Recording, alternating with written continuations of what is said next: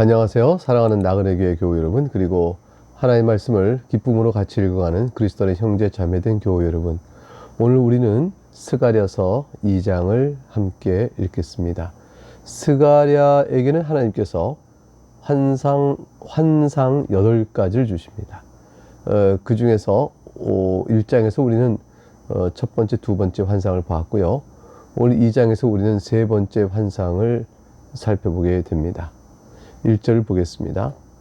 내가 또 눈을 들어 본즉 한 사람이 측량줄을 그의 손에 잡았기로 네가 어디 가느냐 물으니 그가 내게 대답하되 예루살렘은 측량하여 그 너비와 길이를 보고자 하노라 하고 말할 때에, 여러분 생각해 보세요. 측량줄을 어떤 사람이 가지고 갑니다. 근데 그분이 대답하기를 예루살렘을 측량하겠다 했어요. 너비와 길을 다 측량합니다. 왜 그럴까요? 이것은 예루살렘의 성전을 다시 건축하고 예루살렘 성 자체를 또 재건하는 것과 관련된 거죠.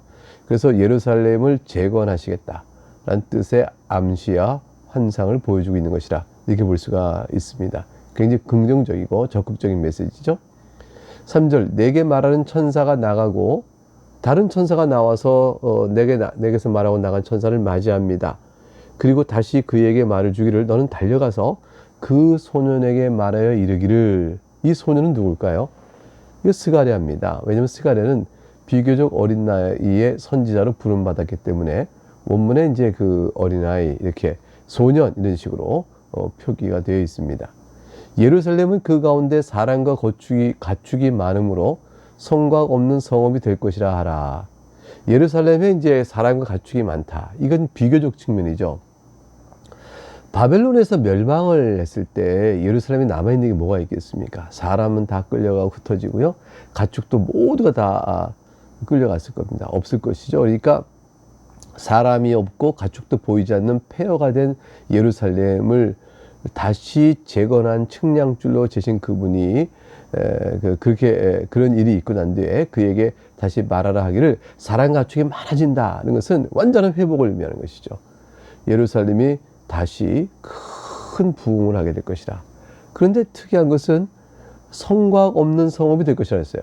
그 가운데 사람과 가축이 많으므로 성곽 없는 성읍이 될 것이라. 성곽은 자기 어떤 성을 보호하기 위한 거 아니겠습니까? 근데 성곽이 없다니 다 멸망에 무너져 버린다는 뜻인가?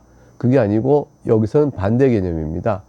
즉 사람과 가축이 너무 많고 그 도시가 커져서 성곽을 따로 세울 필요가 없을 만큼 강력하며 그 규모가 매우 크다는 거예요. 그래서 규모가 매우 거대하여 성곽으로 여기까지 다 구분하지 못할 정도로 크다. 성곽 없는 성읍이 된다. 이런 뜻이에요. 그런데 그 규모가 그렇게 크고 성곽 없는 성읍이 된다면 아무래도 보호를 못 받을 거 아니에요. 근데 그 보호는 성읍이 너무 커서 성곽의 한계를 보기도 어려울 만큼 크다는 뜻과 동시에 막상 그 성읍을 지켜주는 성곽은 따로 있습니다. 그것은 바로 5절입니다. 여호와의 말씀에 내가 불로 둘러싼 성곽이 되며 그 가운데서 영광이 되리라 하셨습니다. 그러니까 예루살렘이 사람과 가축이 많고 큰 도시로 부흥되었는데 그 끝을 보기 어려울 만큼 큰 도시의 성곽은 하나님께서 불로 쫙 성곽을 둘러싸 줍니다. 무슨 뜻일까요? 불은 다른 것들이 감히 접근에 들어오지 못하죠. 악한 것들이 못 들어옵니다. 성을 하나님께서 불로 보호하시겠다는 것입니다. 아담과 하와가 범죄한 후에 하나님께서 그들을 내어 쫓고 함부로 에덴 동산에 들어와서 다시 생명나무까지 따먹고 하지 못하도록 화영검으로 둘러싸게 하시죠. 그것처럼 보호의 손길입니다. 그 안에 있는 것을 보호하는 것이죠. 그래서 교회를 음부의 권세가 결국 무너뜨리지 못할 것이다. 하나님께서 보호하고 계시기 때문이다. 이런 말씀과 연결돼 가겠죠. 이제 이와 같이 언제 이렇게 예루살렘에 큰 부흥이 있게 될 것인가? 당시 이제 귀환한 백성들이 예루살렘을 건축하고 다시 성곽을 쌓고 해도 과거 솔로몬 때 영광에 비할 수가 없죠. 그런데 이것은 결국 무엇을 가리키냐면 이렇게 무너진 폐허를 다시 세우시는 일을 통해서 비록 이전 영광보다 이게 초라하지만 사실은 나중 영광이 더 크다. 즉 이걸 통해 예표하는 예수 그리스도 안에 있는 하나님의 교회의 영광을 나타내 보이는 것이죠. 그래서 그리스도 안에서 세워진 이방인과 유대인 차별 없이 불러 모으시는 영적 이스라엘, 참된 이스라엘의 큰 구원의 성취를 바라보면서 그것을 가리켜서 이렇게 이스라엘의 사람과 짐승이 많아지고 성곽도 없이 하나님의 불로 만든 성곽으로 보호받으며 있게 될 것이라. 그런 뜻이 되어집니다. 지금 우리 이방인 신약 시대에 있어서 교회가 이 예언의 성취로 존재한다, 이렇게 볼 수가 있겠습니다. 5절 하반절에 보게 되면 내가 불로 둘러싼 성곽이 되며 그 뒤에 그 가운데서 영광이 되리라 하셨어요. 하나님께서 불러 모으신 이스라엘 자신의 백성을 다시 긍휼과 자비를 베푸셔서 그들의 모든 죄악을 용서하시고, 그리고 음부의 권세가 침범하지 못하도록 보호하시면서 그 가운데 영광을 나타내신 것이죠. 그래서 하나님의 백성을 통하여서는 하나님께서 우리를 불쌍히 여기시고 모든 죄를 사해 주셨다는 사실로 인해서 하나님께 영광을 돌리는 일이 있는 것이고요.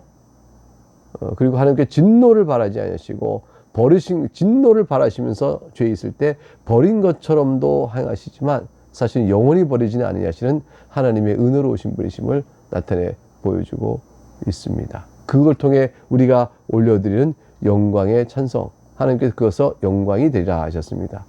그러니까 예수 그리스도께서 이 땅에 오실 때 은혜와 진리 가운데서 영광을 우리에게 나타내 보이시지 않습니까? 바로 그것과 같은 내용의 맥락 속에서 자기 백성을 구원하시는 구속의 영광, 또 악인들을 심판하시는 공의의 영광, 그런 것들을 나타내 보신다 할 것입니다. 6절에 보니까 하나님께서 이렇게 천사를 통해서 말씀하셨어요. 오라 너희는 북방 땅에서 도피할지어다. 여호와의 말씀이니라. 북방 땅은 바벨론을 가리키는데, 이때 바벨론이 이미 이제 바사 제국에서 이제 멸망했지 않습니까? 그럼에도 불구하고 북방 땅에는 바벨론에 잔존하는 세력이 있어서 거기서 빠져나왔어야 됐고요.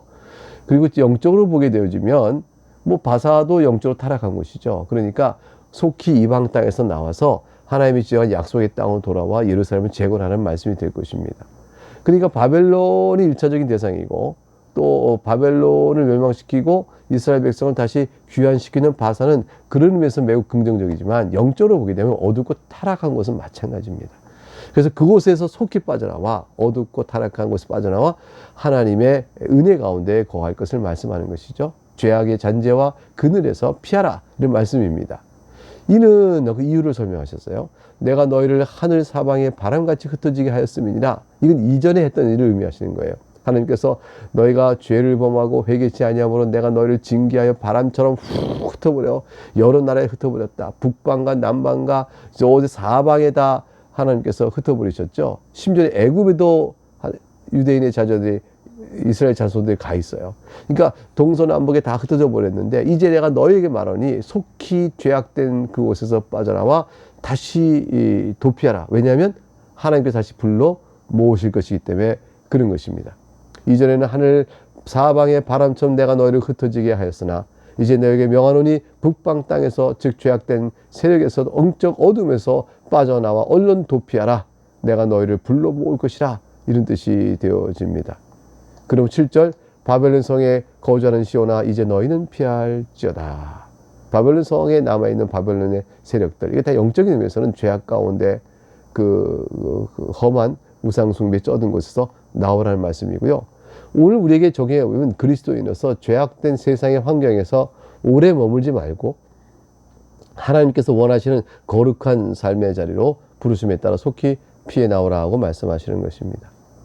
8절에 보게 되면 만군의 여호와께서 이와 같이 말씀하시되 영광을 위하여 너희를 노력한 여러 나라를 보내셨나니 너희를 범하는 자는 그의 눈동자를 범하는 것이라. 이 천사가 말합니다. 여호와께서 나를 보내셨다고 되어 있어요. 자, 다시 번역하면 영광을 위하여 너희를 요락한 여러 나라를 보내셨나니 했는데, 영광을 위하여가 아니라 영광을 받으신 후에가 맞습니다. 그래서 하나님께서 앞에 말씀했잖아요. 영광을 받으시더라. 그래서 이제 5절에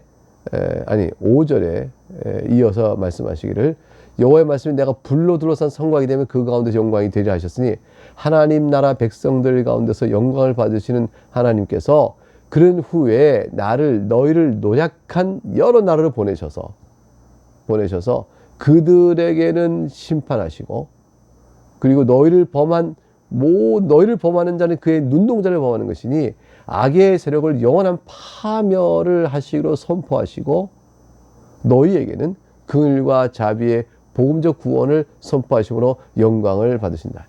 이렇게 영광을 받으신 후에 이제 나는 너희를 노력한 나라로 보내서 너희를 괴롭게 한 모든 악의 세력에 대하여 그들에게 심판을 선포한다. 이런 말씀이 되어질 것입니다. 하나님의 백성은 참으로 하나님의 백성을 범하는 자는 하나님의 눈동자를 범하는 것 같습니다. 하나님께서 실로 그렇게 가장 중요한 자가 주의 백성이기 때문에 그렇죠. 창세기 12장 3절 아브라함과의 언약 속에서 하나님께서 이렇게 약속해 주셨어요. 너를 축복하는 자에게는 내가 복을 내리고 너를 저주한 자에게 내가 저주하리라. 이 말씀의 약속에 따라서 예수 그리스도 안에 있는 그런 모든 자들을 저주하고 그런 자들에게는 하나님께서 자신이 당하시는 저주처럼 그를 심판하시게 됩니다. 9절 보니까 내가 손을 그들 위에 움직인즉, 하나님께 손을 들어 그들을 움직이면 그들이 어떻게 될까요? 그들이 자기를 섬기던 자들에게 노략거리가 되려 하셨나이다. 역전되는 겁니다. 관계가. 너희가 만군의 여호와께서 나를 보내신 줄 알리라. 그러므로 하나님의 역사의 주권자께서 모든 악의 세력을 진멸하시는 모습을 보이셔서 그들이 수치스럽게 되어지고 주의 백성은 다시 수치 가운데 들어서 화관을 입는 영광을 누리게 되는 관계 속에서 하나님께서 과연 살아계시고 역사를 주권이 이끌어가시는 것을 보이게 되실 것이라 하게 되어 있습니다. 10절에 그러므로 여호와 말씀에 시온에 따라 노래하고 기뻐하라 이렇게 말씀하시죠. 교회는 기뻐하라. 예수 그리스도 안에 있는 자는 기뻐하라. 너의 모든 죄가 사함을 받았느니라. 이는 내가 와서 네 가운데 머물 것이라는 말씀이 그 뜻이에요. 하나님께서 이스라엘 백성이 죄악 가운데 있을 때 떠나셔버려요. 그러나 하나님께서 그들을 불쌍히 여기시고 구원하시고 회복시키실 때 다시 돌아오십니다. 지금 우리는 예수 그리스도와 함께 있으므로 그리스도께서 우리 가운데 계시고 우리가 그리스도 안에 있습니다. 그리고 성령께서 우리 안에 계시므로 우리가 하나님 안에 있는 것이죠. 하나님이 우리와 더불어 같이 계십니다. 그래서 예수님께서의 이름은 임마누엘이라, 하나님이 너희와 함께 계시라는 뜻으로 갖고 계신 것이죠. 우리의 모든 죄를 사하시는 그리스도의 사역은 임마누엘, 즉 하나님 우리와 함께 계시는 그 놀라운 복을 우리에게 주시는 것입니다. 이것이야말로 모든 하나님의 백성들에게 가장 큰 기본 언약이요, 큰 복이라 할 것이죠. 궁극적으로 새하늘과 새 땅에서 너희는 나의 백성, 나는 너희의 하나님이 될 것이라, 하나님 우리와 함께 계시다는 그 말씀의 완전한 성취로 완성된 모습으로 계시록에 설명되어 있음을 보게 되어집니다. 그 11절에 그 날에 많은 나라가 여호와께 속하여 내 백성이 될 것이요 나는 네 가운데 머물리라 하셨죠. 네가 만군의 여호와께서 나를 네게 보내신 줄 알리라 하셨습니다. 많은 나라가 여호와께 속하여 내 백성이 될 것이라. 열방도 포함하는 것이죠. 그래서 우리도 지금 포함되어 있는 겁니다. 천하 만민이 아브라함을 통해 복을 받을 것의 말씀처럼 우리도 과연 이 구원의 은혜를 여호와께 속하여 우리도 구원받게 된 것입니다. 우리도 하나님의 백성입니다. 내가 네 가운데 머물리라 말씀하셨습니다. 우리 가운데 머무신 주님을 함께 찬양하시길 바라겠습니다. 12절과 13절 오늘 본문의 마지막입니다. 여호와께서 장차 유다를 거룩한 땅에서 자기 소를 삼으시고 다시 예루살렘을 택하시리니 13절 모든 육체가 여호와 앞에서 잠잠할 것은 여호와께서 그의 거룩한 처소에서 일어나심이니라 하라 하더라 했습니다.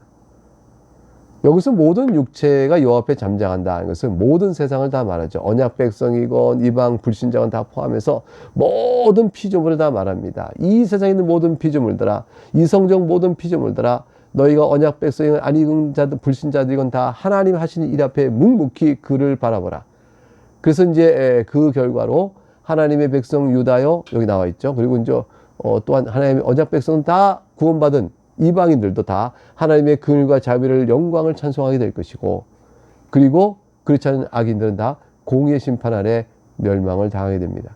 이런 일을 하실 주님을 생각할 때 모든 육체인 여호와 앞에서 잠잠해야 합니다. 역사의 주권자여 그의 뜻대로 모든 일을 행하신 주님 앞에서 누가 입을 열어 불평과 불만과 거부감과 판단할 수 있겠습니까? 여호와께서 그의 거룩한 처소에서 일어나심이라 하라 하더라 했습니다. 거룩한 처소에서 일어나신다는 것은 자기 백성들에게 완전한 구원을 주시기 위하여 일어나시는 것이요, 불의한 자에게 심판을 내리시기 위하여 자기 처소에 일어나시니 그것을 표현한 것입니다. 직접적으로는 다시는 예루살렘을 재건할 일을 방해할 세력이 없게끔 하나님이 직접 일어나시는 것이죠. 다시 말하면 예수 그리스도께서 세우신 교회를 누가 방해할 수가 없는 겁니다. 교회를 통하여 복음 전파의 모든 사역을 감히 방해할 적 없으니 교회를 붙드시고 최후 심판을 통해 철저히 악인을 멸하시는 하나님의 구원 역사에 대해서 아무도 이의를 제기하거나 저항할 자가 없으니 너희는 묵묵히 여호와 앞에서 잠잠하라 말씀하신 겁니다. 우리는 이 잠잠함이 하나님 향한 찬양의 소리로 우러져 나와야 할 것입니다. 하나님의 주권에 대한 완전한 순복은 우리에게 잠잠을 말하고 그걸 통해 찬양 올리는 것은 아름다운 하나님의 영광을 노래하는 그런 일이 될 것입니다. 네, 오늘은 스가랴서 2장까지 읽었습니다. 내일 다시 스가랴서 3장을 같이 읽도록 하겠습니다. 평안을 빕니다. 감사합니다.